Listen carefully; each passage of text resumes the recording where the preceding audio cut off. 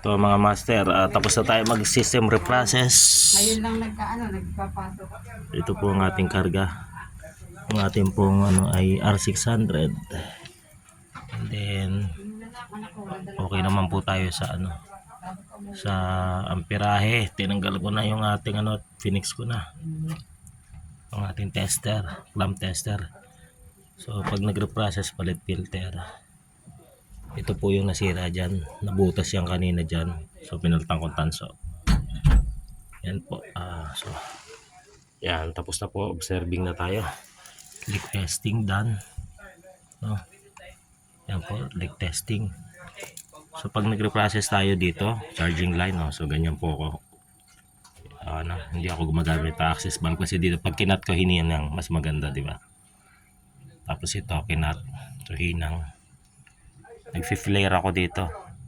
Pag nag-flare ako dyan para dito sa strainer or filter. Tapos isa pa para mapa-flashin ko ng ayos. So kapag set na ako nyan, paanda rin, flashing dito. Pag malinis na, binabacuum ko din to. Then after nun dito, isasara ko, push ang hangin.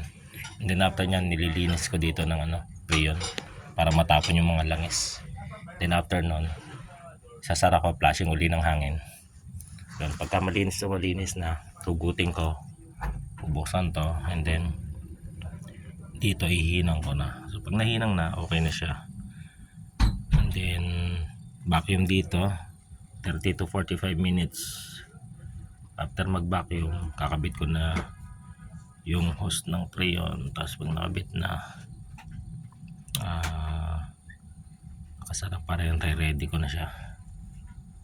And pag ready na, kakalasin ko din dito kahit nakapag vacuum na ako. Self vacuum pa rin. Pag nag negative zero na, lalagyan na ng flow sa mga ilang patak. Pag nahigop na, vacuum na mga konti. Make sure lang na umakyat dun sa taas yung yung flow. Tapos sasara na. Pag sara na, ganun na. Okay na. Initial charge. Okay na po. Initial charge. So pag stuck dyan, patay pa yung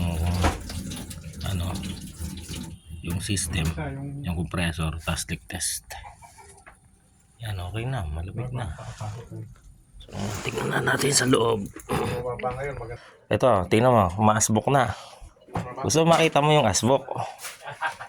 Dito ka sa side na to. Yung hinahanap mo eh. Ito yung yung hinahanap mong asbok eh, nawala eh. At saka kita mo talaga dito. Hindi, nandiyan na. Babalik ko pa ay sa taas.